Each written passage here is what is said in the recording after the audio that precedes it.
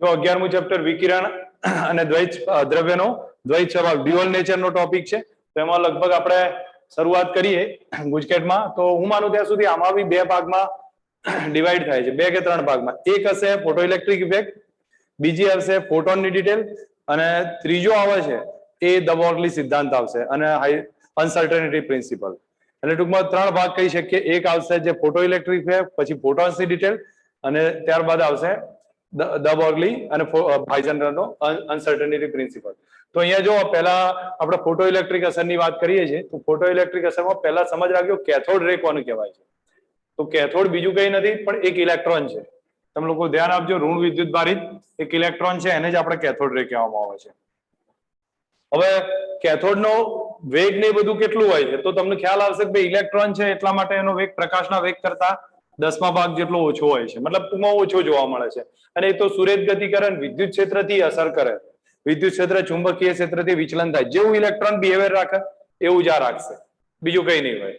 હવે જો એના પછી વાત કરું છું, સંપૂર્ણ કાળા પદાર્થના આધારિત વાત કરીએ, કારણ કે અંદર બે ટાઈપના વક્ર આવતા હોય છે. તો સંપૂર્ણ કાળા પદાર્થમાં તમારા લોકો વધારે વિચારવાની જરૂર નથી, પણ એમાં તરંગ લંબાઈ જે તીવ્રતા છે એ તીવ્રતા કયા સાધનની મદદથી માપાય છે, તો વોલોમીટરની મદદથી માપવામાં આવે છે. બીજી વસ્તુ કે એમાં લેમડા અને ટી નો ગ્રાફ આવશે, પણ એ ગ્રાફની જરૂર પણ ઇક્વેશન તમને આવડવું જોઈએ કે લેમડા ઇન્ટુ ટી બરાબર વી અચળાંક બી થશે, જ્યાં બી ની વેલ્યુ 2.9 ગુણ્યા 10⁻³ મીટર કેલ્વિન એનો એકમ થશે. આટલું ધ્યાન પર રાખી દેજો.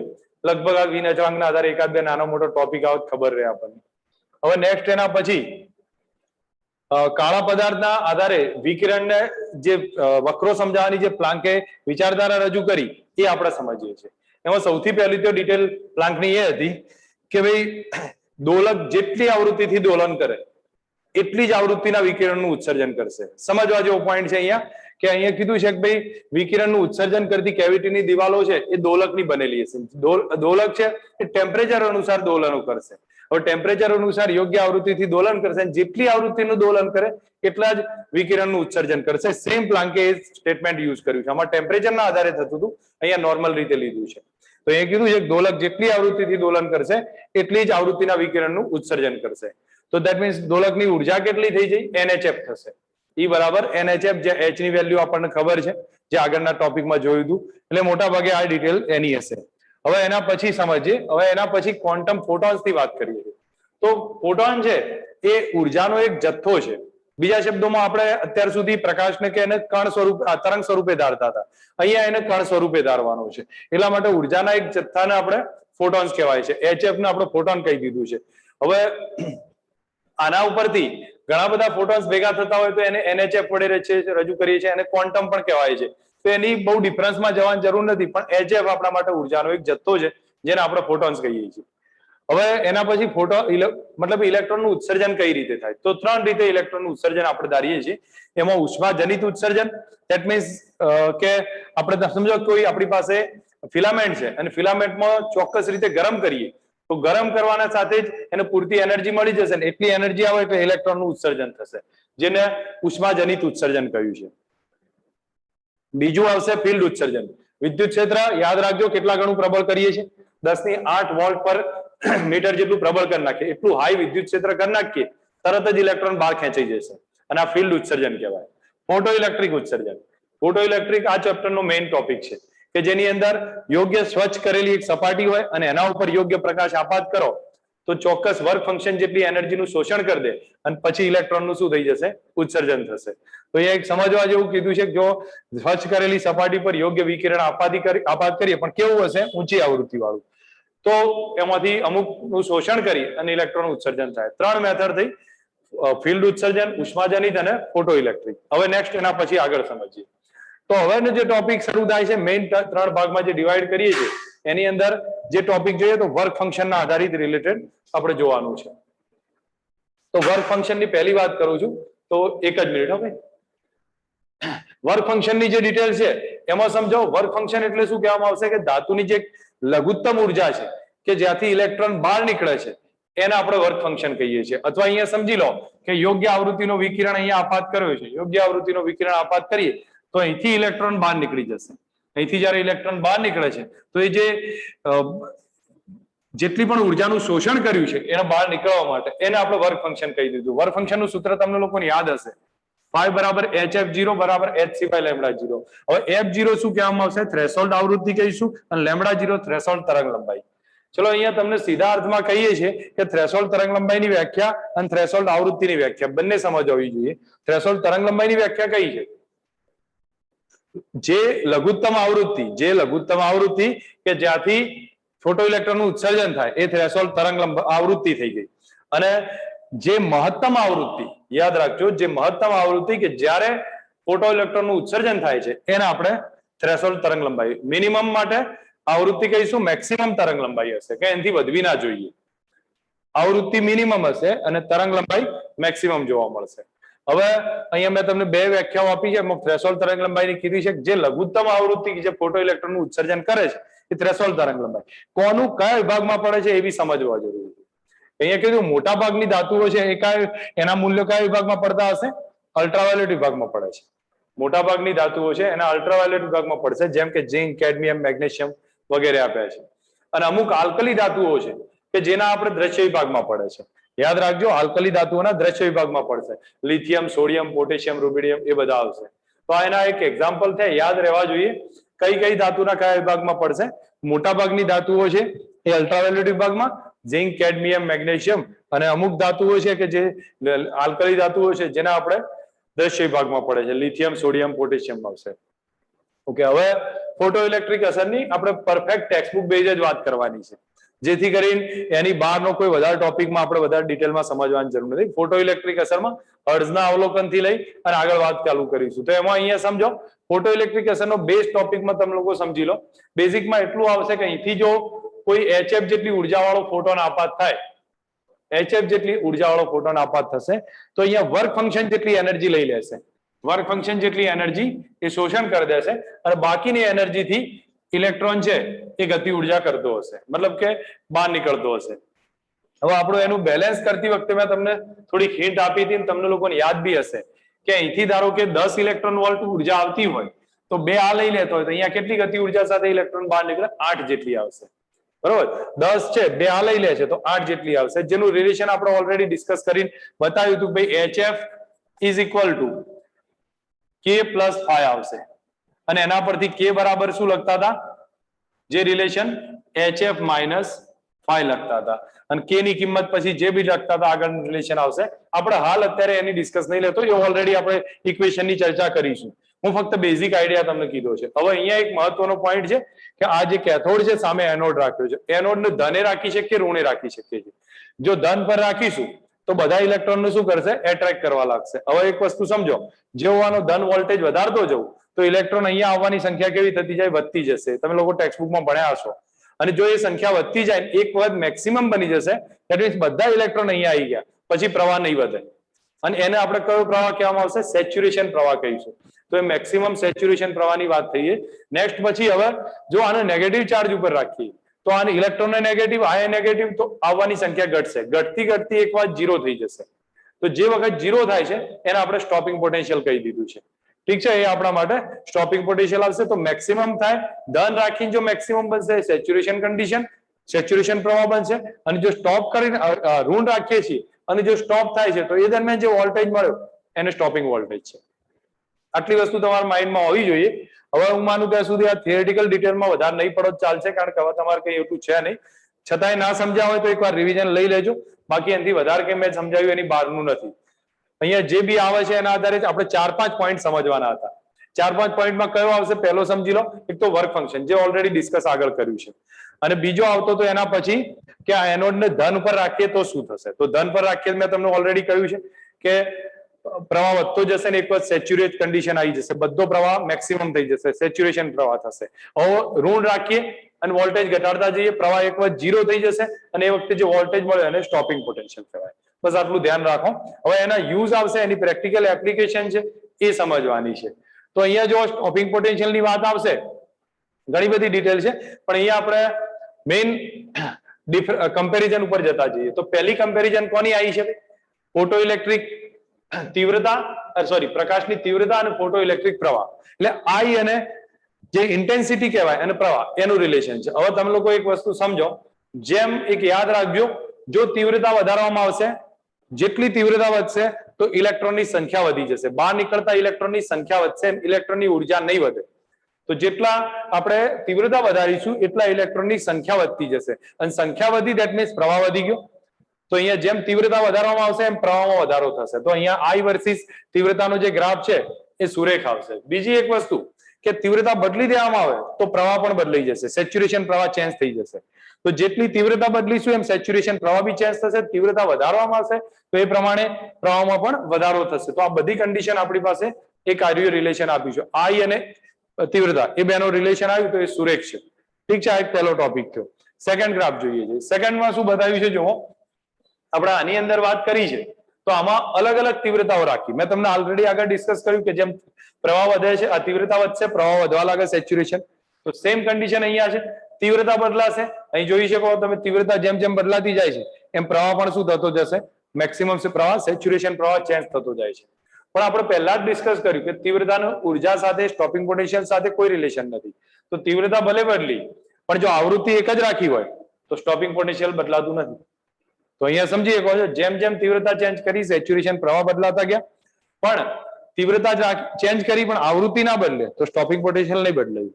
એનો મતલબ આપણને ખ્યાલ આવ્યો કે તીવ્રતા બદલાવાથી ફક્ત પ્રવાહ બદલાય છે પણ આવૃત્તિ નહીં બદલાય તો સ્ટોપિંગ પોટેન્શિયલ ચેન્જ નહીં થાય. સેકન્ડ પોઈન્ટ એ જ પ્રવાહની વાત કરી છે. અહીંયા તમારી સામે આ બધી ડિસ્કશનમાં એ જ કહ્યું છે, બીજું કંઈ નથી.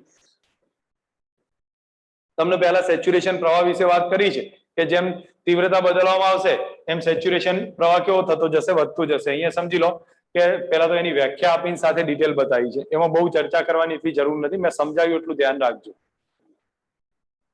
હવે તીવ્રતા બદલીએ છીએ પણ આવૃત્તિ અચળ રાખીશું તો સ્ટોપિંગ પોટેન્શિયલ બદલાશે નહીં.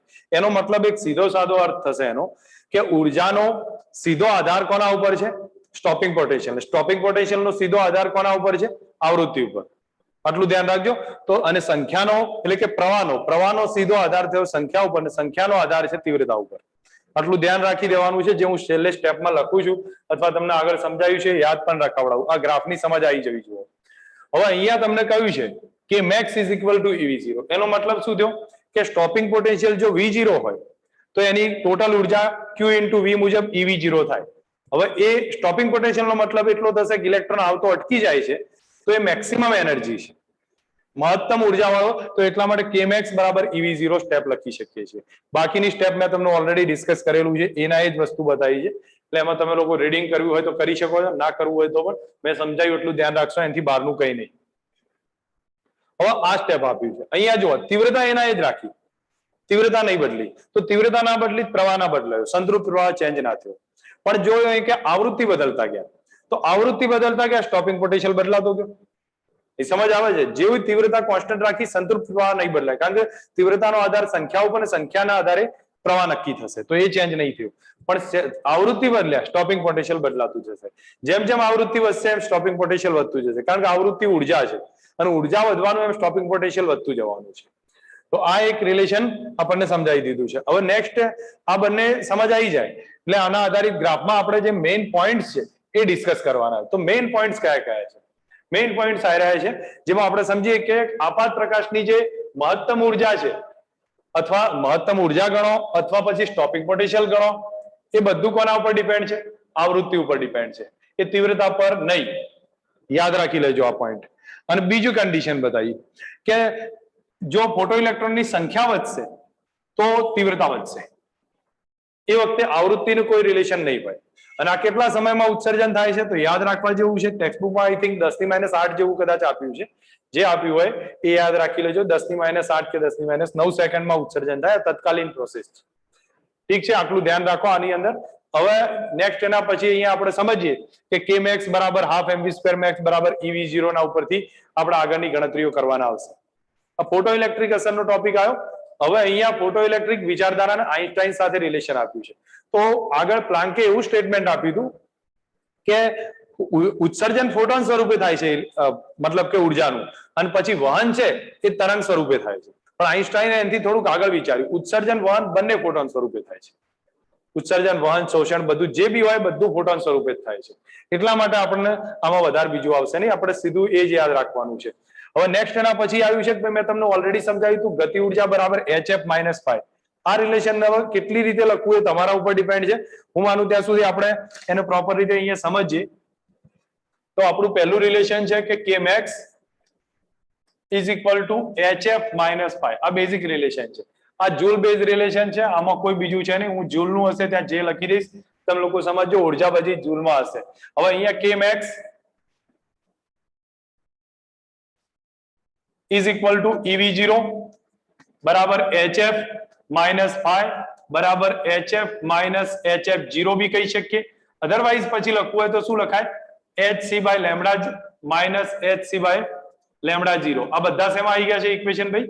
જૂલમાં છે. તો આ રિલેશન બી આની સાથે યુઝ કરી શકે. જો ઇલેક્ટ્રોન વોલ્ટમાં કે આપણને તો E વડે ભાગી દઈશું તો k max પણ એ શેમાં હશે? પહેલાથી જ લખું છું ઇલેક્ટ્રોન વોલ્ટમાં. બરાબર E વડે ભાગી નાખું તો અહીંયા V0 થાય બરાબર hf by E minus 5 electron volt થશે. બરાબર અહીંયા પણ થશે hf upon E minus hf0 upon E બરાબર hc by E lambda minus hc by E lambda 0. આ રિલેશન થયું ઇલેક્ટ્રોન વોલ્ટનું અને આ થશે જૂલનું. તમને આટલા સ્ટેપ યાદ હોવા જોઈએ. આમાંથી કોઈ પણ રિલેશન ગમે ત્યારે પૂછાય, કમ્પેરિઝન કરીને આની અંદર મૂકવાની રહેશે કિંમતો. બાકી આનાથી વધારે કંઈ આજુબાજુ પૂછાશે નહીં. બરોબર, આ એક પેટર્ન થઈ. હવે નેક્સ્ટ એના પછી બધા ઇક્વેશન આપ્યા છે જે ઓલરેડી ડિસ્કસ કરી લીધું છે મેં તમારી સામે. અહીંયા એક મહત્વનો પોઈન્ટ આવ્યો છે. આપણી પાસે ગ્રાફનું રિલેશન કયું બને છે? તો V0 બરાબર h by f minus f0. આ રિલેશન ને અહીંયા સમજી શકો છો. જ્યારે h વર્સિસ f નો ગ્રાફ આવે, સોરી v વર્સિસ f નો, V0 વર્સિસ f નો, V0 વર્સિસ f નો ગ્રાફ આવે તો એનો ઢાળ કેટલો છે? h upon e જેટલો. કારણ કે y બરાબર mx માઇનસ c, તો h upon e જેટલો ઢાળ છે. તો એ વખતે જે x અક્ષ નો અંતખંડ મળે છે એ જ આપણા માટે થ્રેશોલ્ડ આવૃત્તિ હશે. એ જ આપણા માટે થ્રેશોલ્ડ આવૃત્તિ થશે. તો એ x અક્ષ નો અંતખંડ f0 છે. અને બીજી એક વાત, y અક્ષ નો અંતખંડ જોઈતો હોય તો તમે જ્યાં f0 કરી દો આ ગ્રાફમાં તો તમને y અક્ષ નો અંતખંડ આવશે h f0 ભાગ્યા e જેટલો. એ y અક્ષ નો અંતખંડ થશે જે આપણને અહીંયા મળશે. અહીંયા લેશો તો આ થશે h f0 ભાગ્યા e જેટલો. આનું એક બે રિલેશન તમને મેં ડિસ્કસ કરીને થોડા આપ્યા છે જે તમે લોકો ઉપયોગમાં લઈ શકો જ્યાં જરૂર પડે ત્યાં. એટલા માટે કીધું V0 વર્સિસ f નો જે ઢાળ છે એ h upon e છે અને એનો x અક્ષ નો અંતખંડ કેટલો આવ્યો છે? f0 અને y અક્ષ નો કેટલો આવ્યો? માઇનસ hf0 ભાગ્યા e. ઓકે, આનો ગ્રાફનો નેચર અહીંયા સમજાયો છે. મહત્વનો એક બીજો પોઈન્ટ છે કે જેમ તમે સમજો કે આવૃત્તિ વધતી જાય એમ થ્રેશોલ્ડ આવૃત્તિ પણ વધતી જશે. તો અહીંયા તમને ખ્યાલ આવે છે આવૃત્તિ વધતી જશે તો એની આવૃત્તિ બી ના કરતા વધુ છે. એની આવૃત્તિ બી ની આવૃત્તિ એના કરતા વધુ છે. તો બી ની થ્રેશોલ્ડ આવૃત્તિ છે એ પણ એના કરતા વધારે હશે. જેમ જેમ આગળ જતા જશો એમ આવૃત્તિ વધતી જશે એમ થ્રેશોલ્ડ આવૃત્તિ પણ વધતી જશે. અને એ પ્રમાણે સ્ટોપિંગ પોટેન્શિયલ પણ એનું જ રિલેશન આવશે. તો સ્ટોપિંગ પોટેન્શિયલમાં પણ આપણે સમજી શકીશું કોનું સ્ટોપિંગ પોટેન્શિયલ વધારે છે? તો બી નું વધારે છે. ચલો હવે નેક્સ્ટ એના પછી ફોટોન્સ ની વાત કરું છું. તો ફોટોન બીજું કઈ નથી, એક ઉર્જા ધરાવતો એક ઉર્જાનો એક કણ સ્વરૂપ છે. વાસ્તવમાં બીજું કઈ નથી, ઉર્જાનું એક કણ સ્વરૂપ છે. તો અહીંયા બતાવ્યું છે જો પહેલી લાક્ષણિકતાઓ મને ત્યાં સુધી યાદ હોવી જોઈએ. એટલા માટે નાના મોટા ક્વેશ્ચન એમાંથી બને, શોર્ટ ક્વેશ્ચન આવશે તો તમને લોકોને ખબર રહેશે. તો અહીંયા શું કીધું? ફોટોન એક વાસ્તવિક કણ છે. બીજી વસ્તુ, ફોટોનની ઉર્જા કેટલી? તો ફોટોનની ઉર્જા દરેકને ખ્યાલ હોય, E બરાબર hf લખીએ છીએ. ફોટોનનું વેગમાન પણ યાદ રાખજો, E/c અથવા hf/c અથવા h upon lambda. આ ફોટોનનું વેગમાન થશે E/c, hf/c અથવા h upon lambda. અને ફોટોનનું દળ, આઈન્સ્ટાઈનનું ઇક્વેશન E બરાબર mc² ઉપરથી આવશે. તમે લોકો E બરાબર mc² યાદ રાખી લો તો બી ચાલે. ઠીક છે. હવે ફોટોનનું યાદ રાખજો, ફોટોનનું સ્થિર દળ 0 હોય છે. બધા નાના નાના પોઈન્ટ છે પણ યાદ રાખવા જેવા છે. ફોટોનનું સ્થિર દળ કેવું હોય છે? 0 હોય છે. તો અહીંયા આટલા પોઈન્ટ્સ સમજી લો. એક વાસ્તવિક કણ છે, એની ઉર્જા hf છે, એનું વેગમાન hf/c છે, h/λ અથવા E/c. એનું દળ E બરાબર mc² પરથી મળે. ફોટોનનું સ્થિર દળ 0 હોય છે. નેક્સ્ટ, હવે ફોટોન વાસ્તવિક કણ છે એટલે એના માટે અથડામણો પ્રોપર રીતે થતી હોય તો વેગમાન સંરક્ષણ ઉર્જા સંરક્ષણનું પ્રોપર રીતે પાલન કરશે. કારણ કણની જેમ વર્તે છે એ આ બેનું પાલન કરી દેશે, ઉર્જા સંરક્ષણ અને વેગમાન સંરક્ષણનું પાલન કરી દેશે. હવે અહીંયા જે બે ઇક્વેશન છે એની એક વાત કરી લઉં છું કે અહીંયા આપણું ઓરિજિનલ ઉર્જાનું ઇક્વેશન કયું છે? તો ઓરિજિનલ ઉર્જાનું ઇક્વેશન આ થશે root of P square C square. P વેગમાન છે, સી પ્રકાશનો વેગ છે, root of m0 square into C square. પણ ફોટોનનું સ્થિર દળ 0 છે એટલે E બરાબર કેટલા કહેવાય? રૂટ પીસી ઇક્વેશન આવશે અને એના ઉપરથી E બરાબર P ઇન્ટુ સી થશે. તો P બરાબર કયું ઇક્વેશન લખીએ છીએ? E upon C. હવે E ના બદલે HF બાય સી લખો અથવા H અપોન લેમ્ડા કરી દો તો આ વેગમાનનું રિલેશન આવશે. તો અહીંયા સમજી લો આ ઇક્વેશન ફંડામેન્ટલ ઇક્વેશન છે, એના પરથી બીજા ઇક્વેશન બનાવે. હવે m0 શું છે? તો m0 સ્થિર દળ છે. હવે સ્થિર દળ છે તો એનું ઇક્વેશન યાદ રાખજો m is equal to m0 root of 1 minus v square by c square.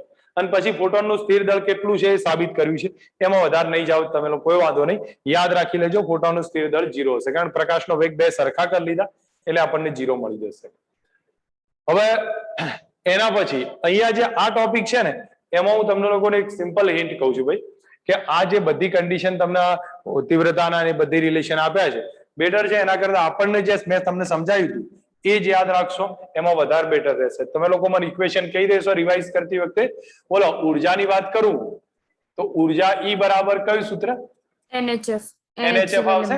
જ્યાં n શું છે? નંબર ઓફ ફોટોનની સંખ્યા છે. n બરાબર કુલ ફોટોન છે. ઠીક છે, એક સંખ્યા ફક્ત બતાવ્યું છે. બીજું અથવા NHC બાય લેમ્ડા લખીએ કે તમને લોકોને ખ્યાલ હશે. એના પછી આવશે પાવરની વાત આવશે. તો પાવરનું સૂત્ર કયું છે ભાઈ? P બરાબર ઓકે, ટૂંકમાં બીજા શબ્દોમાં E બાય T કહી શકું, બરોબર. હવે આપણે NHF અથવા એક વસ્તુ સમજો, E બાય T મેં કીધું છે. હવે E ની આના આધારે હું પેર રિલેશન તમને બતાવું છું. એક હું NPHF લખું છું, મેં તમને પહેલાથી શીખવાડ્યું હતું આ ટાઈપ. NPHF છે અને બીજું આવશે NHF બાય T થશે, કારણ કે E નું કિંમત NHF છે અને NHF બાય T. તો અહીંયા સાઈડમાં આપણે લખી શકીએ છીએ કે NP શું છે? તો NP એટલે N upon T, એટલે મતલબ એકમ સમયમાં ફોટોન્સની સંખ્યા છે. તો અહીંયા હું લખી શકું છું એકમ સમયમાં ફોટોન. ઠીક છે, એક સ્ટેપ અહીંયા પૂરું કર્યું. હવે આ પાવરની વાત ખતમ કરી દઈએ એટલે અહીંયા બે રિલેશન પૂરા થયા. હવે આવે છે તીવ્રતાની વાત. તીવ્રતાની વાત કરીએ તો ઇન્ટેન્સિટીને I વડે લખીશું. તો ઇન્ટેન્સિટી માટે આપણે જેટલા રિલેશન બનતા હોય બનાવીએ. તો ઇન્ટેન્સિટી એટલે ઉર્જાને E વડે લખું છું ભાગ્યા ક્ષેત્રફળ ગુણ્યા સમય. આપણે આ રિલેશન કહ્યું ઉર્જા ભાગ્યા ક્ષેત્રફળ ગુણ્યા સમય. હવે E upon T એટલે પાવર થાય તો P બાય A રહેશે. આ ઇન્ટેન્સિટીના ઇક્વેશન આયા. હવે એને શું કે n ના ફોર્મમાં રજૂ કરવા હોય તો અહીંયા પહેલું જ રિલેશન લખું છું NIHF. હવે NI નો મતલબ શું થશે?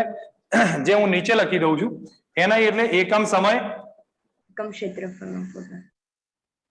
ક્ષેત્રફળ માં ફોટોન થશે.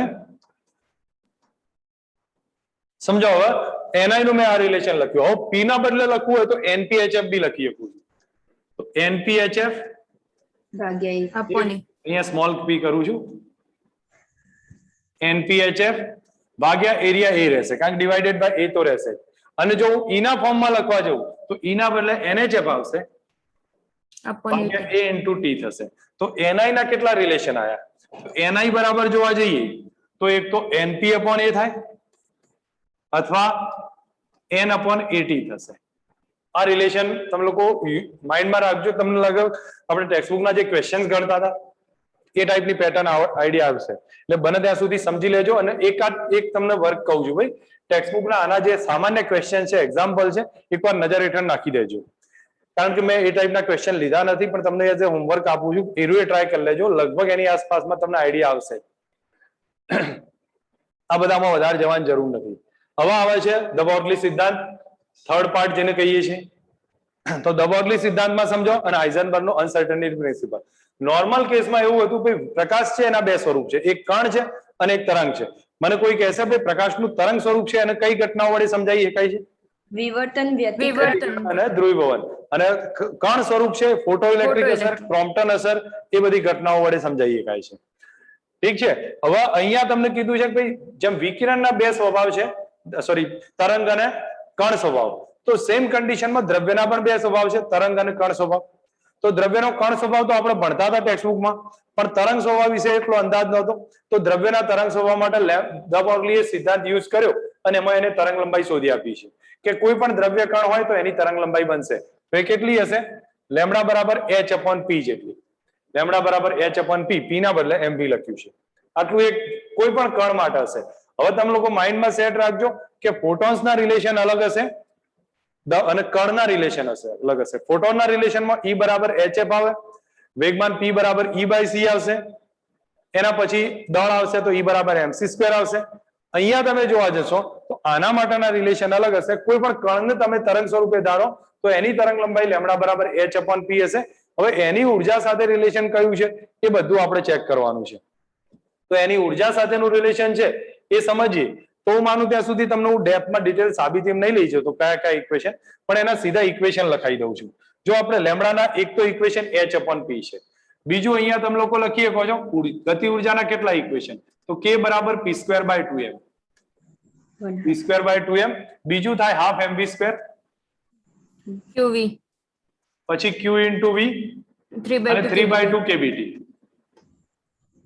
આટલા એનર્જીના ઇક્વેશન છે હવે તમારી સામે આ રિલેશન છે તો આમાં તમે p માં આને સબ્જેક્ટ બનાવો અહીંયા લખી દો અહીંયા કમ્પેર કરો આમાં આધારે ગમે એટલા ઇક્વેશન બનશે એ બધા હું ડાયરેક્ટ લખું છું તમને મેં સમજાયા હતા લેમડા બરાબર h/p mv લખું અથવા p લખું અથવા શું લખી શકું કેટલાની યાદ છે √2m k √2m k લખાશે અથવા √2m qv 2m q * v અથવા પછી લખીએ કે √3m kbt √3m kb into temperature T kb એ બોલ્ટ્ઝમેન અચળાંક છે kb ની વેલ્યુ થશે 1.38 × 10⁻³ 1.38 × 10⁻23 ઠીક છે આટલું એક ધ્યાન રાખજો આ રિલેશનના આધારે દબાવલી સિદ્ધાંત પૂરો થઈ જશે આનાથી બહાર કઈ નહીં આવે વધારે કઈ એવું બનતું જ નથી આટલા ઇક્વેશનની આસપાસ અંદર ફર્યા કરતા હોઈએ છે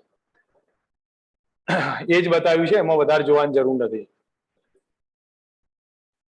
ઓકે અહીંયા એક સમજવા જેવો પોઈન્ટ કહી દીધો છે જે પોઈન્ટમાં લોકો સ્ટુડન્ટ્સ કન્ફ્યુઝ થતા હોય છે મોટા ભાગના કન્ફ્યુઝ થતા હોય છે એમના માટે એક વસ્તુ બતાવી જો ઈ ઉર્જાવાળો ફોટોન અને કે ગતિ ઉર્જાવાળો તરંગ લંબાઈ સોરી ઇલેક્ટ્રોન એની તરંગ લંબાઈનો ગુણોત્તર સ્ટુડન્ટ્સ પહેલા સમજી લેજો દરેક જણા માટે હું વાત કરું છું કે આ બંને વસ્તુ સમજવા જેવો પોઈન્ટ છે ઈ ઉર્જાવાળો ફોટોન અને કે ઉર્જાવાળો ઇલેક્ટ્રોન એ બેની તરંગ લંબાઈનો ગુણોત્તર તો ફોટોનની ઉર્જા કઈ થાય hc/e ગણીએ છીએ અથવા E બરાબર hc/લેમડા તો લેમડા બરાબર hc/e એ ફોટોનની છે દબોર્ગલીની તમે લોકોને ઓલરેડી k ના આધારે મેં સાબિત કરાવી દીધું h/√2m * k આવશે તમે લોકો રેશિયો લઈ શકો છો રેશિયો લેશો આ જવાબ આવી જશે એમાં પછી સાદુરૂપ આપો અલગ વસ્તુ છે પણ ધ્યાન રાખજો આનાથી બીજા ઇક્વેશનમાં ફરતા નહીં નહીતર કન્ફ્યુઝ રહેશો પાછા ઓકે હવે એવું ને એવું જ અહીંયા જો જોવા જઈએ તો તમને કદાચ આગળ એક બીજો દાખલો આવશે એમસીક્યુ આવશે જેમાં પણ સારો પોઈન્ટ છે હું તમને આવશે ત્યારે ક્લિયર કરાવું અનસર્ટનિટી પ્રિન્સિપલ અનિશ્ચિતતાનો સિદ્ધાંત એનો મતલબ થશે કે જ્યારે કોઈ પણ કણનું સ્થાન નક્કી જેમ કે તરંગો છે એ બધામાં બતાવ્યું છે પ્રોપર રીતે કે જેમ કોઈ સ્થાન નક્કી થાય તો વેગમાન અનિશ્ચિત થાય છે વેગમાન નિશ્ચિત થાય તો સ્થાન અનિશ્ચિત થાય છે તો એટલા માટે કહ્યું છે Δx → 0 સ્થાન નિશ્ચિત છે વેગમાન ઇન્ફાઇનાઇટ થઈ જાય છે વેગમાન નિશ્ચિત થાય સ્થાન અનિશ્ચિત થાય છે તો આ બધી સિચ્યુએશન તમને ટેક્સ્ટબુકમાં યાદ હશે હું સિમ્પલ એક્ઝામ્પલ પૂછું એક તરંગ હોય તો એનું શું નિશ્ચિત હોય ભાઈ સિંગલ તરંગ છે તો એનું શું નિશ્ચિત છે એની તરંગ લંબાઈ નિશ્ચિત છે અને તરંગ લંબાઈ નિશ્ચિત તો એનું વેગમાન નિશ્ચિત થયું કહેવાય બરોબર અને એનું વેગમાન નિશ્ચિત થાય તો એનું સ્થાન આખું બદલાતું જ રહેશે સતત તો સ્થાન અનિશ્ચિત થઈ જશે એક તરંગ માટે તરંગોનો સમૂહ હોય તો શું થાય તરંગોનો સમૂહ હોય તો સ્થાન નિશ્ચિત થઈ જશે પણ ઘણા બધા તરંગો ભેગા થઈને સંપાદીકરણ કરી લે છે એટલા માટે તરંગ લંબાઈ ને વેગમાન કેવું થઈ જશે અનિશ્ચિત થઈ જાય છે પોઈન્ટ સમજવા જેવા છે અરે ટેક્સ્ટબુકમાં મેં સમજાયા હતા પણ તમે લોકો છતાં અહીંયા ધ્યાન રાખશો તો યાદ આવી જશે તમને હવે એના પછી અહીંયા Δx Δp બરાબર કેટલા કહેવાય છે તો h કટ કહેવાય છે h કટ કેટલા થાય ભાઈ તમે લોકોને કેમિસ્ટ્રીમાં યાદ હશે 0.500 h/2π ના આધારે તમને વેલ્યુ યાદ હોય તો વેલ એન્ડ ગુડ છે ઠીક છે ચલો હવે બાકી પછી અહીંયા એક સિમ્પલ હિન્ટ આપી છે જો ન્યુક્લિયસમાં ઇલેક્ટ્રોન હોય એની સંભાવના કઈ રીતે નક્કી થશે તો એક વસ્તુ ઘણીવાર આવી કન્ડિશનના આધારે પ્રોટોનની વાત આવે બીજા કોઈની પણ વાત આવશે તો આ બધામાં આ મેથડનો યુઝ થશે ન્યુક્લિયસની ત્રિજ્યા r છે તો એમાં ઇલેક્ટ્રોન હોવાની સંભાવનાનું સ્થાનનું અનિશ્ચિતતા કેટલી થાય ભાઈ તો Δx બરાબર એના વ્યાસ જેટલી થાય વ્યાસ એટલે કે 2r કહી શકીએ તો delta X is equal two 2r આવશે અથવા એનો વ્યાસ જેટલી આવશે. હવે તમારી સામે રિલેશન આવ્યું ડેલ્ટા એક્સ બરાબર ડેલ્ટા એક્સ ડેલ્ટા પી બરાબર h અપોન 2 તો ડેલ્ટા પી બરાબર h cut upon delta x. હવે h ડેલ્ટા એક્સ ના બદલે 2r કરી દીધા તો આ સ્ટેપ આવી જશે એક રિલેશન. હવે આ થયું વેગમાનની અનિશ્ચિતતા. હવે વેગમાનની અનિશ્ચિતતા આવી ગઈ છે તો એ પરથી આપણે આજે કદાચ વેગમાનના આધારે તમને બીજું કઈ શોધવાનું કે તરંગ લંબાઈ શોધવાનું કે તો પણ ડેલ્ટા લેમ્ડા બરાબર h અપોન p ના આધારે તમે લોકો તરંગ લંબાઈ ફાઇન્ડ કરી શકશો. મેથડ સમજી લેજો. એવું જ બીજું આવશે કોણીય વેગમાન અને કોણીય સ્થાનાંતર એના માપનની અનિશ્ચિતતા. તો એ પણ આ જ રીતે લખાય છે ડેલ્ટા એલ ડેલ્ટા થીટા બરાબર h કટ. ઓકે, હવે થોડા ક્વેશ્ચન ચેક કરીએ. હું માનું ત્યાં સુધી હું પહેલા જ તમને કહું ક્વેશ્ચન સારા છે. ગુજકેટ લેવલમાં લગભગ આની આસપાસમાં ક્વેશ્ચન્સ આવશે. તમે લોકો પહેલા સમજીને પ્રિપેર કરજો કારણ કે આની અને બીજું ક્યાંક ફંડામેન્ટલ રહી જતું હોય તમને આગળથી તૈયાર કરો અલગ વસ્તુ. લેવલ આ ટાઈપના ક્વેશ્ચન્સ નું હશે. અહીંયા મને કહેશો પહેલા કેથોડ રે શું છે? ઇલેક્ટ્રોન. ઇલેક્ટ્રોન છે તો આપણને ખ્યાલ આવવો જોઈએ કે કેથોડ રે એક ઇલેક્ટ્રોન છે. સેકન્ડ છે કયું વિધાન સાચું નથી? એ ઓપ્શન હતો. ફોટોન કણ છે. કણ હોય ને એટલે દબાણ ઉત્પન્ન કરે છે બરોબર. તો ફોટોન દબાણ ઉત્પન્ન કરે બાકીની ત્રણ તો એની લાક્ષણિકતાઓ છે. અહીંયા બતાવ્યું છે ફોટો ઇલેક્ટ્રિક અસરમાં ફોટો ઇલેક્ટ્રોનનો વેગ સંવેદી સપાટીના ગુણધર્મો અને યાદ રાખજો કોના પર ડિપેન્ડ થશે તો સંવેદી સપાટીના ગુણધર્મો અને બીજું કયું આવે ભાઈ? પ્રકાશની તીવ્રતા આવૃત્તિ તીવ્રતા નહીં આવૃત્તિ આવે. યાદ રાખજો કોના ઉપર થશે? આવૃત્તિ ઉપર.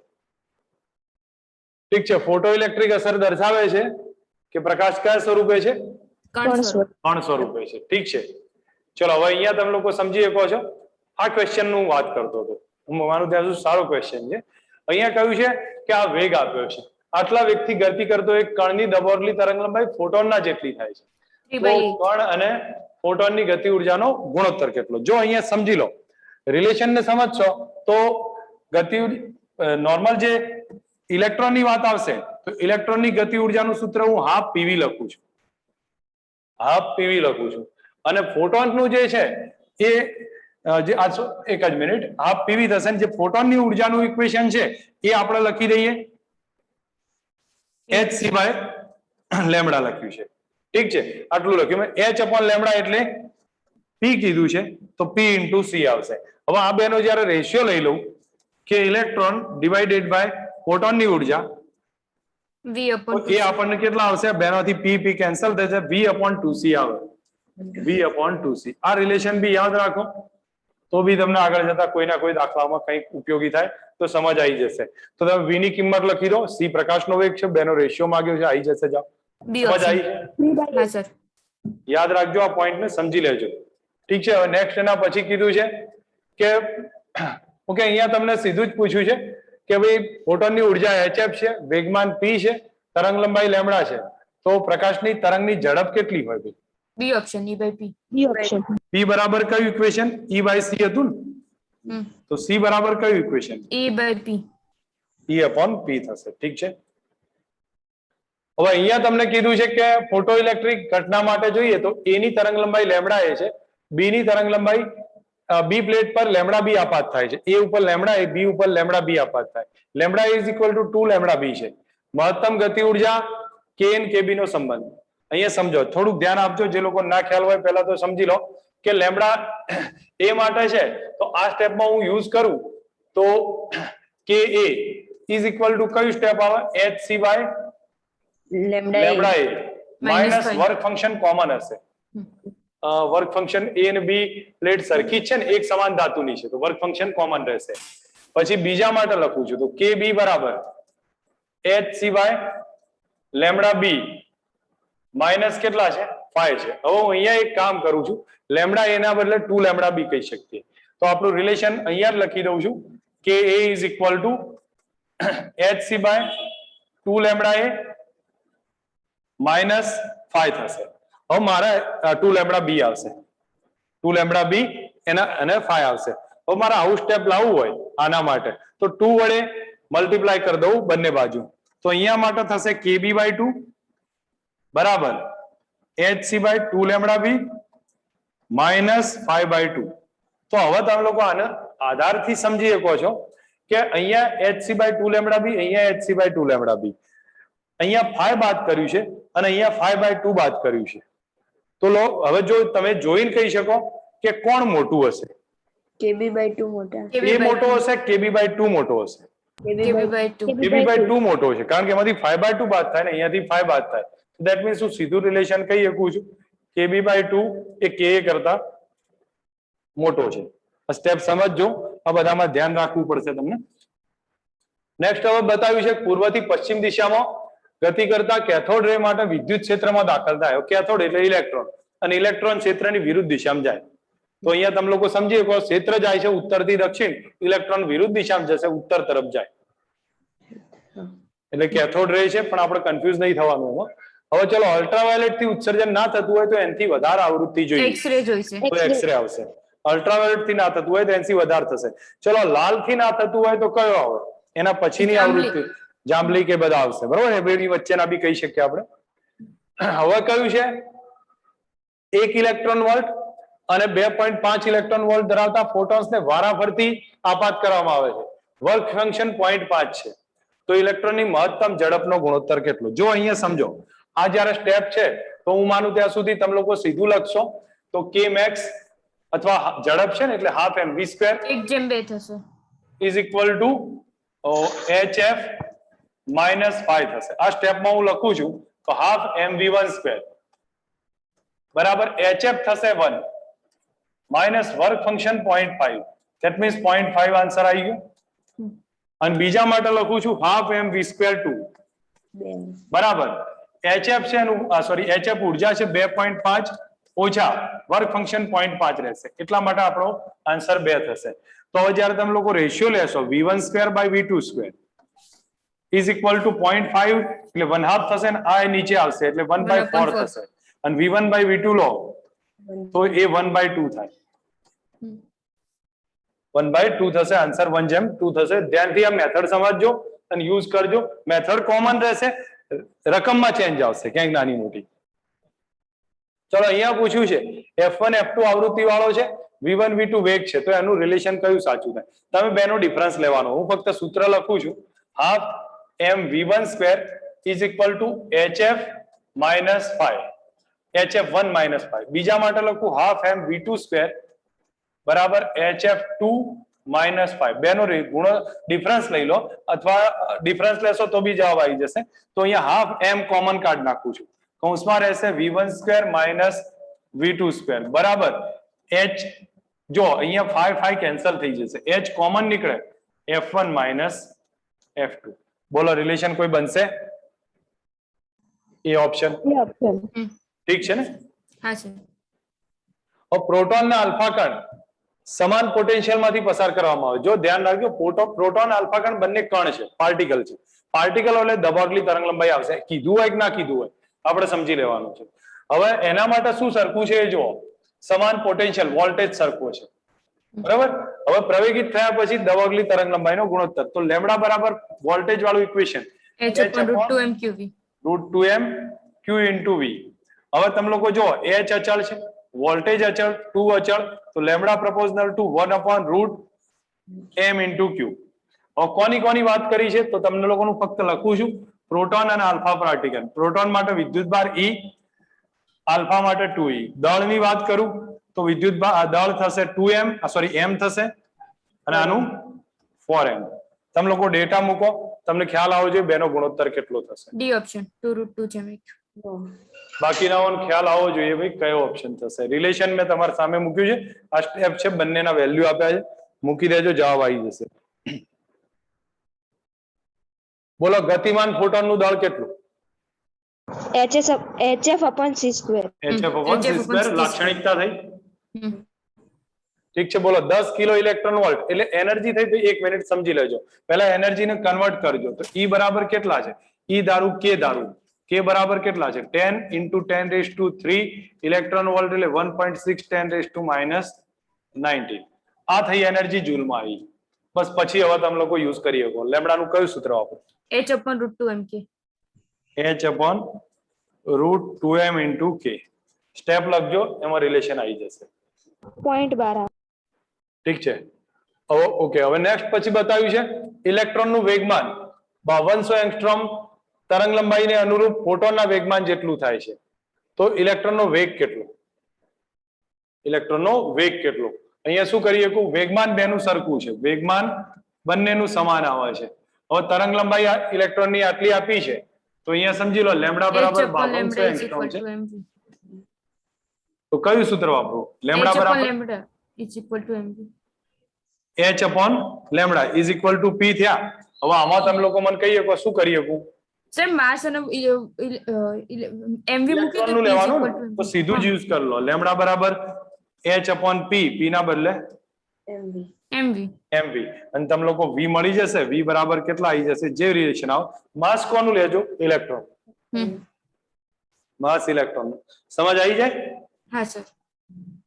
હવે અહીંયા કીધું છે કણના સ્થાનની અનિશ્ચિતતા ધ બોર્ગલી તરંગ લંબાઈ જેટલી છે. તો delta X is equal to lambda, સ્થાનની અનિશ્ચિતતા. Delta S is equal to lambda, તો વેગમાનની કેટલી? Delta X delta P is equal to H cut. તો delta P is equal to H cut by delta X, અને delta X lambda જેટલા છે. તો આ સ્ટેપ આવશે, એ ઓપ્શન રાઈટ થશે. નેક્સ્ટ હવે કયું છે પ્રોટોન ઇલેક્ટ્રોન બેને ડબ્બામાં પૂર્યા છે. ડબ્બામાં પૂરો એટલે એની સ્થાનની અનિશ્ચિતતા કેવી થાય? સરખી થાય. બેને ડબ્બામાં પૂરીએ તો સ્થાનની અનિશ્ચિતતા સમાન થશે. હવે કયું છે વેગની અનિશ્ચિતતાનો ગુણોત્તર કેટલો? તો અહીંયા સમજી લો સ્થાનની અનિશ્ચિતતા સમાન છે તો આપણે એક રિલેશન લખીએ છીએ ડેલ્ટા એક્સ ડેલ્ટા પી બરાબર એચ કટ. હવે અહીંયા સમજી લો જો H cut constant, delta x constant, તો ડેલ્ટા પી એ કેવો થાય? કોન્સ્ટન્ટ થઈ જશે. હવે ડેલ્ટા પી જો કોન્સ્ટન્ટ આવી ગયો તો ડેલ્ટા પી એ સમાન છે, અને એ સમાન હોય તો એ વખતે હું કહી શકું એચ અપોન લેમ્ડા બરાબર સોરી મારું ઇક્વેશન એમવી કરવું પડશે. વેગનું માંગ્યું છે ને, વેગની, તો ડેલ્ટા પી બરાબર એમવી કરું છું. તો m1 v1 is equal two m2 v2. હવે તમે લોકો કમ્પેરિઝન કરીને v1 by v2 કરી લો. કેટલો આવે? m2 by m1. m2 by m1. જેને પહેલા જે કીધું છે રિલેશન એ મુજબ થી આવશે. પહેલા કોણ કીધું છે? પ્રોટોન. તો આપણું રિલેશન ઇલેક્ટ્રોન ભાગ્યા પ્રોટોન આવશે. m2 by ખબર પડી છે કે સમજાવો છે હવે? ખ્યાલ આવી ગયો સર. ઠીક. હવે જો આ સ્ટેપ ને તમારે સૂત્ર જ લખવાનું, સૂત્રમાં સીધો જવાબ આવશે. આલ્ફા કણને v વોલ્ટ થી પ્રવેગિત કરો તો તરંગ લંબાઈ સૂત્ર આવડે તો કામ પૂરું થાય. આલ્ફા બરાબર કયું હતું? h upon root 2m q into v. હવે તમારે આમાં રૂટ v ની સાઈડ રાખો, બાકીનાની કિંમત લખી દો. h upon રૂટ 2mq અને બાજુમાં 1 upon રૂટ v કરી દો. હવે તમે જુઓ m કેટલો છે? તો આલ્ફા નો m કેટલો? 4mp. અને q કેટલો? 2e. 2e. બસ આ ડેટા મૂકો, જવાબ આવશે. ગણતરી તો કરી શકીએ કે નહીં આપણે?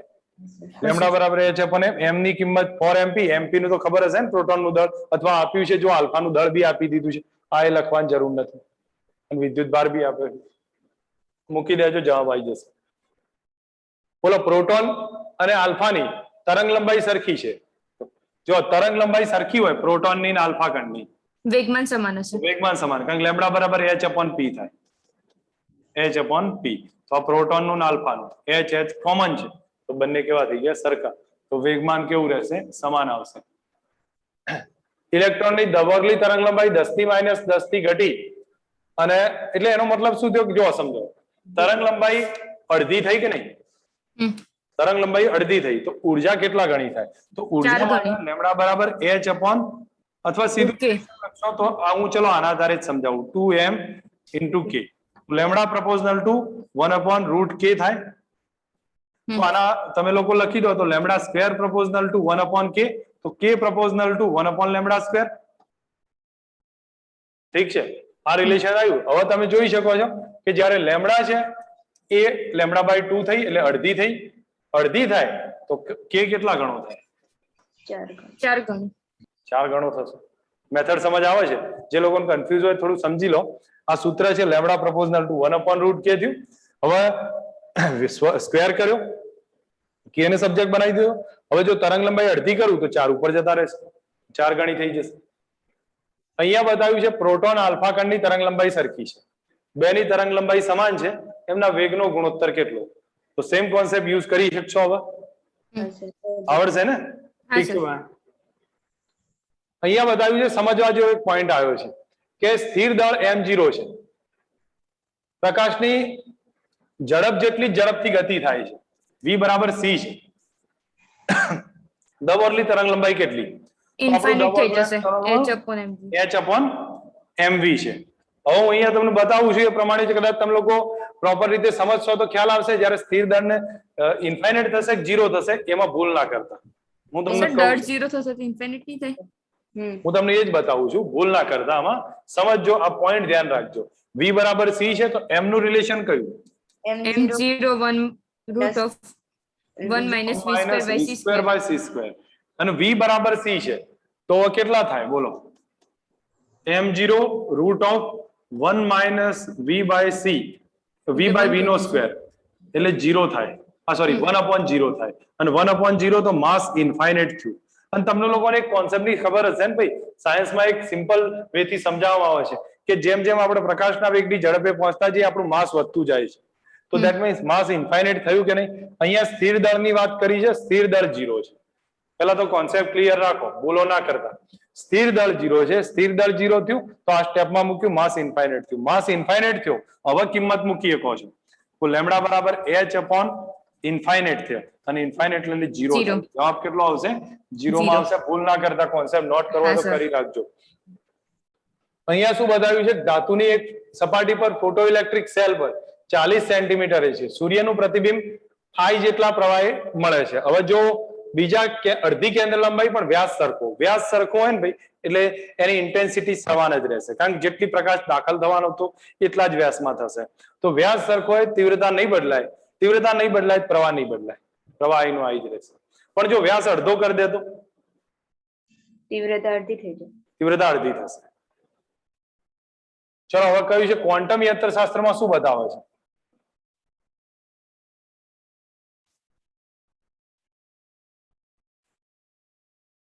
ચોક્કસ તરંગ લંબાઈ ધરાવતા એક તરંગ તરીકે રજૂ કરી શકાય છે, બરોબર છે?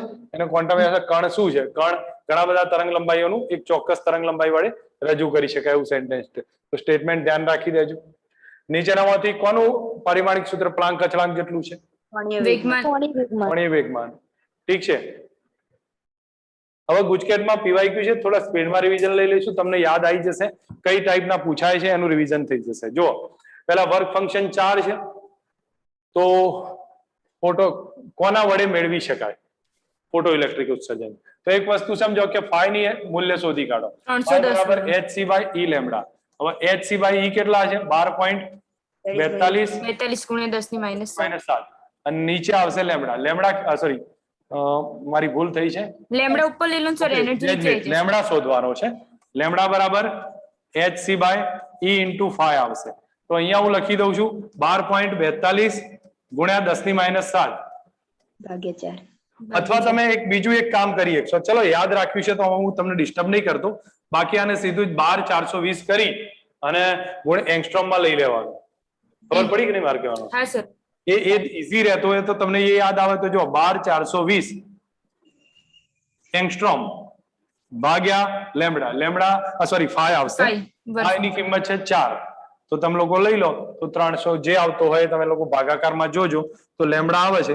હવે આ લેમ્ડા છે એના આધારિત તમે લોકો ચેક કરી શકો છો કે આપણી તરંગ લંબાઈ એનાથી ઓછી હોવી જોઈએ. આ કેટલો આવ્યો છે આન્સર મને કહો? કદાચ સર 314 આવે છે, એટલે 310 લઈ શકાશે. 314 છે, બરોબર. તો આનાથી ઓછી હોવી જોઈએ. તો આનાથી ઓછી તો એક જ છે ને, આઈ થિંક આ 2 છે. તો નેનોમીટરમાં સર જોવું છે ને? ઓકે, ઠીક છે, મારી ભૂલ થઈ જાય છે, બરોબર. તો પછી તો આપણે આ પ્રમાણે 220 જ થશે લગભગ, બરોબર. એક મિનિટ સર, જોઈ લેજો ને, કદાચ મારી મિસ્ટેક ના થતી હોય ગણતરીમાં.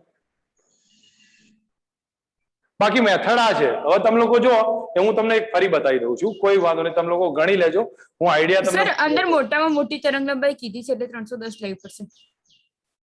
રકમમાં મોટા. ઓકે, હું તમને બતાવું 2 મિનિટ, મને એક વાત સમજાવી દેવા દે. પહેલા શું આપ્યું છે? એનર્જી આપી છે. હવે એનર્જી આપી હોય તો તમે લોકો અહીંયા સમજી શકો hc/phi કરી દો તો તમને લેમ્ડા મળી જશે. હવે આ લેમ્ડામાં આપણે લેમ્ડા તરંગ લંબાઈનું સૂત્ર કયું છે? તરંગ લંબાઈ, થ્રેશોલ્ડ તરંગ લંબાઈ માટે આપણે શું કરીએ છીએ? મોટામાં મોટી તરંગ લંબાઈ મેક્સિમમ છે. એનાથી મોટી હોય તો પછી ઉર્જા ઘટી જશે. એનાથી મોટી હોય તો ઉર્જા ઘટી જાય અને ઉર્જા ઘટશે તો ઉત્સર્જન નહીં થાય. બરોબર? તો આપણી તરંગ લંબાઈ કેવી હોવી જોઈએ? n થી નાની હોવી જોઈએ. તો એ પ્રમાણે તમે લોકો ચેક કરજો, કોઈના કોઈ રિલેશન આવી જશે. ઠીક છે? અથવા ના હોય તો અંદર સમજી લેજો, આમાં રિલેશન મેં સમજાયા છે એ મુજબના. હવે જો અહીંયા શું કીધું છે? વોલ્ટેજ આપ્યો છે, લેમ્બડા તરંગ લંબાઈ છે, અને V વોલ્ટ સાથેનું એક જ મિનિટ, આટલી વિદ્યુત સ્થિતિમાનના વોલ્ટેજ સાથે આલ્ફા કણને પ્રયોગિત કરવામાં આવે, તરંગ લંબાઈ કેટલી? વોલ્ટેજ વાળું રિલેશન લેવું પડશે. જો 100 વોલ્ટ છે અને આટલો જ વોલ્ટેજ કીધું છે, તો લેમ્બડા બરાબર કયું સૂત્ર આવે? દ બોર્ગલી તરંગ લંબાઈ √2mQV. બરાબર? હવે તમે લોકો જો H પ્રપોઝનલ two m into q, કારણ કે H અચળ, Q અચળ, V અચળ, m into q. હવે તમને પહેલો કોણની વાત કરી છે ભાઈ? પ્રોટોન છે ને? પ્રોટોન. અને એક પહેલો કણ પ્રોટોન છે અને બીજો કણ આલ્ફા કણ છે. આઈ થિંક આ ટાઈપની પેટર્ન આપણે આગળ જોઈ લીધી છે. બરાબર? તમે લોકો એના પર ટ્રાય કરી લેજો, રિલેશન આવી જશે. તીવ્રતાનું પારિમાણિક સૂત્ર બનાવશો ભાઈ? U/80 અથવા પાવર ભાગ્યા એરિયા. પાવર નું સૂત્ર m1l-2 t-3 અને એરિયા છે L2. m1 અને એટલે -3 L0 t-3. આમાં ક્યાંક લખવામાં ભૂલ છે, અહીંયા માઇનસ આવતું હશે. ઠીક છે. ચલો હવે અહીંયા બતાવ્યું છે લેમ્બડા 0 તરંગ લંબાઈ છે. વર્ક ફંક્શન W0 બતાવ્યું છે. વર્ક ફંક્શન W0/2 હોય, તરંગ લંબાઈ કેટલી થાય? સીધું રિલેશન W બરાબર hc by lambda. W proportional to 1/λ. 2 lambda થઈ જશે. તો વર્ક ફંક્શન અડધું થાય છે તો તરંગ લંબાઈ ડબલ થઈ જશે, 2 લેમ્બડા આવશે. નીચેના આપેલામાંથી એક સરખા વેગથી ગતિ કરતા હોય તો કોની તરંગ લંબાઈ સૌથી વધુ હોય? તરંગ લંબાઈનું સૂત્ર લેમ્બડા બરાબર h/mv. તો વધુ તરંગ લંબાઈ માટે કીધું છે ને, એક સરખો વેગ છે, h સરખો છે, તો જેનું m ઓછું હોય એની તરંગ લંબાઈ વધુ હશે. તો જેનું m ઓછું કોનું છે? બીટા કણ આવશે, હલકો કણ છે એની વાત આવશે. હવે જો અહીંયા કીધું છે, સમજ રાખજો, આમાં જે લોકો કોન્સેપ્ટ ક્લિયર હોય એ મને કહેજો. ફોટો ઇલેક્ટ્રિક સેલ થી જ્યારે 50 મીટર દૂર હશે ત્યારે સ્ટોપિંગ, 50 સેન્ટીમીટર હશે ત્યારે સ્ટોપિંગ પોટેન્શિયલ V0 છે. 1 મીટર દૂર હોય સ્ટોપિંગ પોટેન્શિયલ કેટલું થાય? સ્ટોપિંગ પોટેન્શિયલ તો એટલું જ રહે. સ્ટોપિંગ પોટેન્શિયલ એટલું જ રહેશે, ગુડ જ રહે. બરાબર? પછી તીવ્રતામાં શું ફરક આવશે? 1/d ના પ્રપોઝનલમાં જશે. I proportional to 1/d square છે. હા, d square. I proportional to 1/d square. Distance કેટલું થયું ભાઈ? ડબલ થયું. ડિસ્ટન્સ બમણું થયું તો તીવ્રતા ચોથા ભાગની થશે. તીવ્રતા ચોથા ભાગની થાય. કોન્સેપ્ટ સમજી લેજો, યાદ રહેવું જોઈએ. તરંગ લંબાઈ શેના પર આધારિત નથી ભાઈ? લેમ્બડા બરાબર h/mv કરો તો તમને વિદ્યુત ભાર ક્યાંય નહીં દેખાય. વિદ્યુત ભાર ઉપર. બીજું બતાવ્યું છે કે આટલી આવૃત્તિ છે, આ ઉર્જા છે, આ આવૃત્તિ છે, થ્રેશોલ્ડ આવૃત્તિ પાછી, આટલી ઉર્જા છે, આપાત થાય તો મહત્તમ ગતિ ઉર્જા કેટલી? તમે લોકો અહીંયા સમજી શકો છો. મહત્તમ ગતિ ઉર્જા શેમાં જોઈએ છે ભાઈ? ઇલેક્ટ્રોન. તો હું શું લખી શકું? hf/e -π. ઓકે, 2 મિનિટ, મારી ભૂલ છે. આપી દીધી છે વેલ્યુ 8. આ બી થ્રેશોલ્ડ વાળાથી આપી ને, તો hf/e થશે. ઠીક છે. હવે આ એનર્જી તમારી સામે કહી દીધી છે, કેટલી છે? 8. અને h/e, h ની e ની કિંમત લખો અને f0 ઓલરેડી આપ્યા છે તો મૂકી દેજો, એક જવાબ આવી જશે. કેટલો આવે મને કેલ્ક્યુલેશન કરી લો.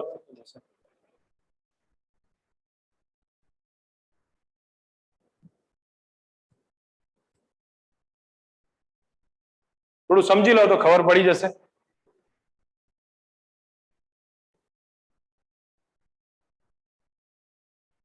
કેટલો થશે ભાઈ? 2.8 બી ઓપ્શન. ઠીક છે. હવે જો એવો જ બીજો ક્વેશ્ચન છે. 200 નેનોમીટરની તરંગ લંબાઈ છે, અલ્ટ્રાવાયોલેટ પ્રકાશ આપાત થાય છે, વર્ક ફંક્શન 4.71 છે, સ્ટોપિંગ પોટેન્શિયલ કેટલું? કોન્સેપ્ટ સેમ, મેથડ બી સેમ જેવું હશે. અહીંયા હું લખું છું, શું આપ્યું છે ભાઈ? આ લેમ્બડા આપ્યો છે, વર્ક ફંક્શન આ પાય આપ્યો છે. તો આપણું સૂત્ર એના ઉપરથી જોઈએ. V બરાબર કયું સૂત્ર? hc/e લેમ્બડા -5 ઇલેક્ટ્રોન વોલ્ટ લખી શક્યું કે નહીં? તો બોલો Hc/8 કેટલા 12.42 ગુણ્યા 10⁻7 અને નીચે થશે 200 નેનોમીટર એટલે 2 ગુણ્યા 10⁻7 -5 કેટલા છે 4.71. તો બોલો આમાં જવાબ આવી જશે 1.5 આવે છે. 2.5 આવે છે. 1.5 ઠીક છે 1.5. મેથડ સમજ આવી ગઈ ને ભાઈ? હા સર. અહીંયા કીધું છે 60 વોટ છે એમાં દર સેકન્ડે ફોટોન્સની સંખ્યા તરંગ લંબાઈ આપી. સિમ્પલ ટેક્સ્ટબુક ના દાખલા આવા દાખલાઓ માટે એકવાર રિવિઝન લેજો. દરેક જણાને રિક્વેસ્ટ કરું છું ભાઈ કે ટેક્સ્ટબુક ના એક્ઝામ્પલ નું રિવિઝન લઈ લેજો, લગભગ ખ્યાલ આવશે. પાવર P આપ્યો છે બરાબર, મેં તમને કહ્યું હતું NPHF એકમ સમયમાં ફોટોન્સની સંખ્યા માંગી છે ને NPHF. હવે તમને F ના બદલે હું લખી શકું C/λ. NP આવી જાય. तुम लोगों को डेटा अंदाज हશે, કેલ્ક્યુલેશન માં કિંમત મૂકી દેજો, જવાબ મળી જશે. વેગમાન આપ્યું છે, તરંગ લંબાઈ કેટલી? સૂત્ર બોલો, મોઢે કહી દો, બીજું કઈ નહીં. વેગ લેમ્ડા બરાબર h/p ગણી લેજો, જવાબ આવી જશે. જો ફોટો ઇલેક્ટ્રિક અસરમાં થ્રેશોલ્ડ તરંગ લંબાઈ આપેલી છે, વર્ક ફંક્શન શોધવું છે. તો હવે તમે સીધું સૂત્ર લખી દો, વર્ક ફંક્શન phi બરાબર hc/E λ0 લખાશે. ડાયરેક્ટ આન્સર કહી દો 12.42 ભાગ્યા 5 5000 સમથિંગ જે કરતા હોય 12 ભાગ્યા 5 કરી દો, જવાબ આવશે. 2.5 જેવું આવશે. બરોબર છે. જો સૂર્યમાંથી આવતા ફ્લક્સ શું આપ્યું છે ભાઈ, કોઈ કહી શકે? ઇન્ટેન્સિટી આપી છે 10⁻³ એના એકમ પરથી ખબર પડે વોટ પર મીટર સ્ક્વેર. બરોબર. એરિયા આપ્યો છે, એરિયા કેટલો છે 6 × 30 180 મીટર સ્ક્વેર. તો પાવર કેટલો બોલો? ઇન્ટેન્સિટી નું સૂત્ર P/A થાય. તો P બરાબર કયું આવે? I × A. ડેટા મૂકી દો, જવાબ આવી જશે. કોઈના કોઈ રિલેશન ખબર પડે કે નહીં? 10⁻³ × 180 કરી લો તો ઓપ્શન 1.8 નેક્સ્ટ અહીંયા બતાવ્યું છે. આ ક્વેશ્ચન મેં ઓલરેડી ડિસ્કશનમાં લઈ લીધો છે, પણ છતાં અહીંયા તમે લોકો ચેક કરીને કહી શકશો અને જવાબ આવી જશે. અહીં જો સમજજો, વર્ક ફંક્શન ∅0 છે, 350 જેટલું આપાત કરીએ તો વેગ 6 × 10⁶ છે. તો અહીંયા પેલા સૂત્ર લખું છું, ½ mv² v1² is equal two hf - phi. પણ hf પેલા કેટલા છે 350 અને phi કેટલા છે 50 છે.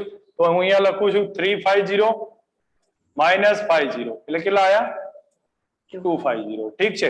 બીજા માટે લખું તો ½ mv2² ઇઝ ઇક્વલ ટુ 950 થયા. 950 માઇનસ વર્ક ફંક્શન તો 50 હશે 850 આવશે. બેનો રેશિયો લઈ લો, v1/v2 નો સ્ક્વેર કેટલો થાય 1/4 થાય. તો v1/v2 તો 1/2 થાય. હવે v2 v1 કોઈક આપેલું હશે, આઈ થિંક v1 આપ્યો છે 6 × 10 તો 6 × 2 કરો તો 12 જેટલો આવશે જવાબ. મેથડ સમજતા જાઓ, સ્પીડ પકડજો અને હવે તમને ખ્યાલ આવવો જોઈએ કઈ રીતે એકના એક પેટર્ન નો યુઝ થાય છે. આટલી ઉર્જા આપી છે, આવૃત્તિ કેટલી, કયું રિલેશન ભાઈ ઉર્જાનું? સિમ્પલ E બરાબર hf/E. કારણ કે ઇલેક્ટ્રોન વોલ્ટમાં આપી છે ને, તો F ફાઇન્ડ કરી લેવાના, જે આવશે. અહીંયા વર્ક ફંક્શન આપ્યું છે અને સીધું કીધું છે કે વર્ક ફંક્શન આપેલું છે તો મહત્તમ તરંગ લંબાઈ માટે ઉત્સર્જન મેળવી શકાય કે ના મેળવી શકાય? ફર્સ્ટ કોન્સેપ્ટ જે રિવાઇઝ કર્યો તો એ જ ટાઈપનો આવ્યો છે. સમજી શકશો? હા સર. આવડશે ને? અહીંયા તમને ક્વેશ્ચન બતાવ્યો છે, આ સૂત્ર સાબિત કરવાનું. જો કે દાખલો સારો છે, એક વાર સમજજો. આમાં કહ્યું છે λ1 λ2 તરંગ લંબાઈ છે, k1 k2 છે. હવે અહીંયા સમજવા જેવું એટલું છે કે શેનો લોપ કરેલો છે આપણું સૂત્રમાં? k બરાબર વર્ક ફંક્શન, હા વર્ક ફંક્શન નો લોપ કર્યો છે. k બરાબર hc/λ - phi. એમાં વર્ક ફંક્શન નથી, તો હું પહેલા વર્ક ફંક્શન ને સબ્જેક્ટ બનાવી દઉં અને એના રિલેટેડ બે સૂત્ર મૂકી દઉં છું, તો લગભગ મારી સાથે કામ નીકળી જશે. તો phi બરાબર કેટલું આવશે? hc/λ - k. હવે આપણે બે વખતે phi ની બંને સરખા જ હશે વર્ક ફંક્શન, એટલે વર્ક ફંક્શન સમાન છે એટલે phi બરાબર phi કરી દઉં છું, કિંમત મૂકું તો hc/λ1 - k1 સર એમાં કેન્સલ થઈ જશે. બીજાની વેલ્યુ મૂકીને એમાં 5 ની વેલ્યુ મૂકી દો તો જલ્દી મળી જશે. કોઈ વાંધો નહીં, આ તો મેં લખ્યું કાઢ્યું છે બરોબર, બાકી તમે જે કરશો એનાથી કોઈ ફરક નહીં. HC by lambda 2 minus K2 થશે. ઠીક છે, હવે તમે આમાં તમે લસા લઈ લો, લસા લઈને પછી સાબિત કરવું પડે. ઓકે, આઈ થિંક મારી ભૂલ છે. બે જ મિનિટ. HCB નથી ને? એટલે સોરી, મારી ભૂલ છે, ગુણોત્તર સમજવામાં ભૂલ થઈ છે. થોડું આપણે ઉતાવળ કર્યું. વર્ક ફંક્શન તો માગેલું છે, મને લાગ્યું કે કોઈ લેમડા માગ્યું છે. તો આપણે એક કામ કરો, વર્ક ફંક્શન માગ્યું હોય તો આપણે કોને રિમૂવ કરવું પડશે? HC ને જ રિમૂવ કરવું પડશે. એટલે ગુણોત્તર ઓનલી HC ને જ રિમૂવ કરવું પડશે. અને HC ને રિમૂવ કરવા માટે હું અહીંયા તમારી સામે લખું છું કે માઇનસ 5 ઇઝ ઇક્વલ ટુ કેટલા આવ્યા છે? Sorry, plus 5 is equal to HC by lambda છે. હવે અહીંયા ગુણી કાઢું તો HC બરાબર કેટલા આવ્યા છે? કે lambda minus lambda into sorry plus lambda into 5 થશે. હવે HC કમ્પેર કરો તો અહીંયા તમને સીધું રિલેશન આવશે. તો K1 lambda 1 plus lambda 1 into 5, work function constant રહેશે. આ બાજુ K2 lambda 2 plus work function lambda 2 into work function 5. હવે તમે લોકો વર્ક ફંક્શન 5 ને સાઈડમાં રાખો તો એ કેટલા આવે? K1 lambda 1 minus K2 lambda 2. આ બાદ લઉં, અહીંયા લખું છું તો લેમડા 2 માઇનસ લેમડા 1 ઇન્ટુ 5 અને પછી 5 ને સબ્જેક્ટ બનાવો. આઈ થિંક એક આન્સર બનશે. સમજ આવી છે? હા સર. ધ્યાન રાખવા જેવો કોન્સેપ્ટ છે. એમાં જેની જરૂર હોય એને લોપ કરવાનો હોય. જો m આપ્યો છે, v આપ્યો છે, દ વર્ગલી તરંગ લંબાઈ, લેમડા બરાબર h/mv સૂત્ર, h/mv. પણ અહીંયા m કેટલો લેશો? 0.1 kg, 100 ભાગ્યા 1000 કરીશું. અને v બરાબર કેટલા? 36 ગુણ્યા 5 ભાગ્યા 18 એટલે 10 મીટર પર સેકન્ડ. બસ આના આધારે જોઈ લો જવાબ કેટલો આવે છે. 10 ની -34 થશે. બરોબર. તરંગ લંબાઈ આપી છે. તમને લોકોનો કોન્સેપ્ટ બહુ વારે રિપીટ થયો છે. આ કોન્સેપ્ટ યાદ રહી જશે કે સમજાવવો છે હજી? આવડશે સર. બાકી ના ક્લિયર ને? ધ્યાન રાખવા જેવો પોઈન્ટ છે. હવે જો ટેમ્પરેચર નું સૂત્ર કયું? √3 ઓકે. બાકી પછી થ્રેશોલ્ડ તરંગ લંબાઈ વર્ક ફંક્શન નું સૂત્ર આપ બોલી જાવ તો phi બરાબર HC બાય લેમડા 0 ઉપરથી આવી જશે જૂલમાં. બોલો આમાં તરંગ લંબાઈ નું સૂત્ર? h/√2m3. હવે ફરી રિપીટ કર્યો. હા, એ જ છે, 1/2. ઓકે. જો 35 ઇલેક્ટ્રોન વોલ્ટ આપ્યો છે તરંગ લંબાઈ માટે, સૂત્ર બોલો ભાઈ, સૂત્ર બોલો. પહેલા તો એનર્જી નું સૂત્ર બોલો. 35 ગુણ્યા 10⁻³ ગુણ્યા 1.6 10⁻−19 જૂલ છે. ઠીક છે. હવે આને આપણે તરંગ લંબાઈ માટે લખીએ તો લેમડા બરાબર દ વર્ગલી છે h/√2m k. √2m * k. મૂકી દેજો, જવાબ આવી જશે. ફોટોન માટે અને કોના માટે છે? સોરી, એક મિનિટ ભાઈ, ઉતાવળ કરી ને. હા સર. કર્યું ફોટોન્સ માટે છે. અને ફોટોન માટે કયું આવે? E is equal to hc by lambda. E is equal to hc by lambda. અને આપણે ઇલેક્ટ્રોન વોલ્ટમાં કન્વર્ટ કરી દો, E રાખીએ છીએ તો k કેટલા E કેટલા લઈશું? 35 ગુણ્યા 10⁻³ ઇલેક્ટ્રોન વોલ્ટ. મૂકીએ કાય હવે? હા સર. લેમડા આવી જશે. બરોબર. જોવાનું ફોટોન છે દ બોર્ગલી છે. આ ફોટોન કીધું છે એટલા માટે આવશે. ઠીક છે. હવે નેક્સ્ટ એનાથી આગળ જુઓ. દ બોર્ગલી તરંગ લંબાઈ આપી મેં તમને હમણાં ગણાવ્યું આઈ થિંક. હા ચાલ. બરોબર ને? ઠીક. હવે બોલો, ચોથા ભાગ. ક્લિયર છે? આ ટાઈપની પેટર્ન ને થોડું સમજો તો લગભગ હું માનું ત્યાં સુધી તમને આમાં ક્યાંય વધારે આગુ પાછું નહીં થાય. થોડુંક ધ્યાન રાખશો તો લગભગ આ પોઈન્ટ આખો ક્લિયર થઈ જશે. બરોબર. હવે જો હું અહીંયા તમારી સાથે